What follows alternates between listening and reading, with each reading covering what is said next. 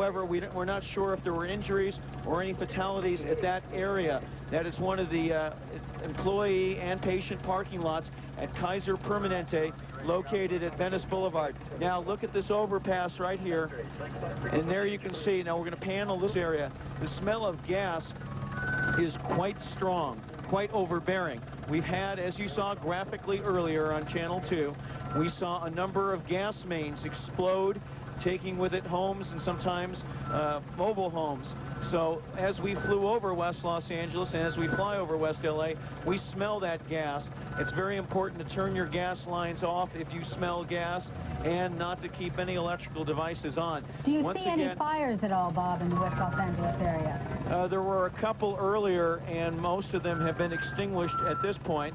We're getting a little bit of feedback. Bob, yes. Where we see the 10 has collapsed onto Venice Boulevard, and did it actually collapse down onto Venice Boulevard? And do you have any indication where any vehicles might have been trapped under there? From the aerial perspective that we have, we can't tell whether or not any vehicles were trapped underneath. However, there literally are vehicles using some of the other underpasses under the 10 freeway. It does not appear as though it buckled sufficiently to actually trap any vehicles in that picture that you're seeing right now. I'd like to drop down. There were some other building collapses in the vicinity here. Let's drop on down here. Look down through there. I can't tell, but it appears as though no vehicles were caught here. However, there's another portion of the 10 freeway here at Venice Boulevard. Take a look at this. Here's a huge chunk that was taken out, collapsing this area. We understand one person received moderate injuries at this site. He was driving along when this portion of the freeway collapsed.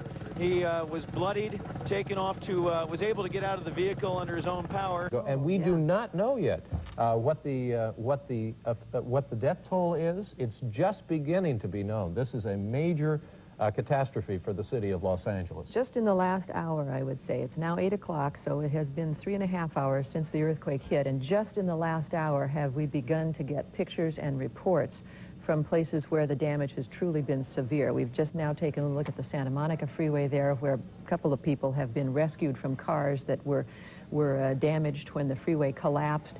We've seen possible fatality, 1 or 2 at least, up on the Antelope Valley Freeway, which collapsed. There's an apartment building that pancaked at 9500 Reseda Boulevard, and there are people trapped underneath that pancaked apartment building. We have no clue yet how many people might be seriously hurt there. We've watched fires burning. We have a major catastrophe here in the city of Los Angeles, and this is a new picture from Newscopter 7.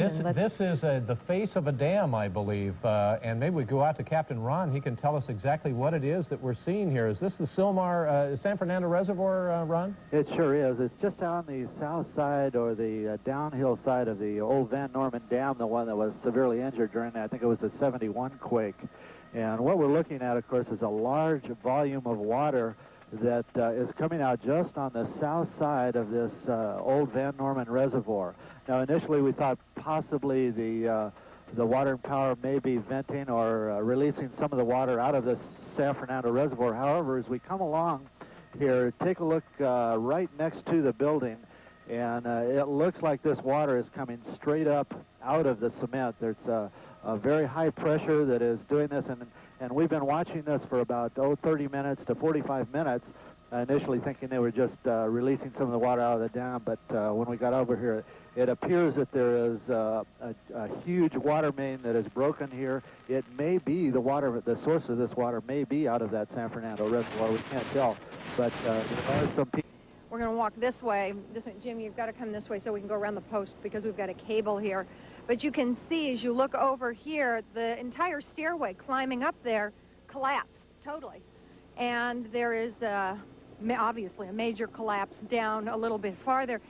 And if we can get around to the front, if we can get through these bushes, we can show you a little bit more of what has happened.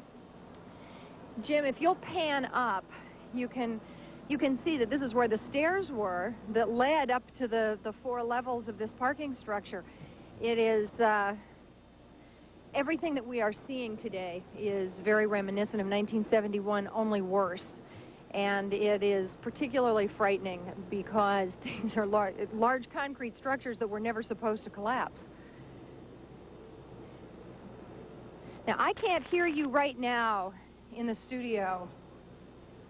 Well, we're just There, amazed by okay. the amount of Okay. devastation. It's just Okay, now incredible. I've got it. I'm sorry, I had lost my IFB for a second. I was hearing nothing.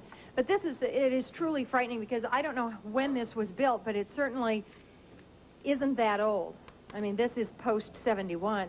Sure. And as we watch these pictures, once again, you know, you're struck by what might have happened if this quake had occurred, you know, after people were awake, when they were using the freeways, when this parking structure might have been full of people. Well, here, we're going to walk around while we're talking. We're going to try and walk around to the front of it so that you can get a little bit better view from the front side of this building. Well, that's the thing. No question that happening at 4 in the morning or 4:30 in the morning was infinitely better. In 1971, I lived in Granada Hills and thought that truly that the end of the world had come, and this was even worse. Yeah, I'm sure a lot of people felt that way this morning. Yeah, That's just look at the incredible. way. Look at the way these the concrete, and this is reinforced concrete, steel reinforced concrete. Look at the way it is bent. It just sort of collapsed into itself. And another thing I should mention, between the smell of leaking natural gas and the smell of fire, the air is just filled. It's almost a stench. Everywhere you go, it's the smell of leaking gas or fire. Well, I hope that doesn't mean that pretty soon you're smelling that gas right where you are.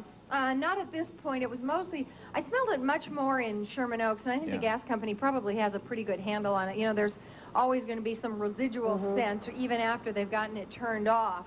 Marta, what were the roads like, and what things did you see on your way to Northridge from Hollywood this morning? Well, surprisingly, the roads were pretty good. I didn't see any big cracks in the roads. I mean, there are some, but we didn't run into any serious road problems. We did make a couple of stops. We saw houses that are just devastated, absolutely devastated, walls that have fallen down, patio roofs that have collapsed, buildings, all of the things that you've seen up on Ventura Boulevard where the windows are blown out. I mean, it's just terrible. It's just it's unbelievable. I don't even know what to say. You know, it's like the city has been hit with one thing after the next. First the fires and now this. That's the report we seem to be getting from each area that we visit, Marta. We're going to go to Jim Newman now, who's talking to us on the phone. But, Jim, have you been in the downtown area this morning? Barbara, I took a tour around downtown Los Angeles just a few moments ago to find out exactly what was happening in downtown L.A. I got to tell you, it looks pretty good right now. The facade of some older buildings have crumbled from the basic structure and have fallen onto the pavement. Of course, there's a power outage, and some of your major hotels are feeling the effect of that with some overnight guests. It's a holiday in most of downtown Los Angeles, other than the trading, which is going on here at the present time at the Pacific Stock Exchange. Many areas are off today for the Martin Luther King birthday celebration. And because of that, we see fewer and fewer people in downtown Los Angeles. Now, the Pacific Stock Exchange did open for trading at its normal hour at 6:30 this morning. Most everybody was here, but there was no elevator service, and the building still continues to operate on emergency power only. Emergency power only. Now, that could be one reason that we do not have an audio line here for the Pacific Stock Exchange at the present time. But as you can see in the back, 18. Good grief. Yeah. Well, we understood that it was closed down, and that's the reason, clearly. This looks like a three-section break there. It's actually, Charlie, give me a right pedal here so I can shoot. Yeah, right pedal, because it's actually buckled right here also. Oh, yeah, yeah.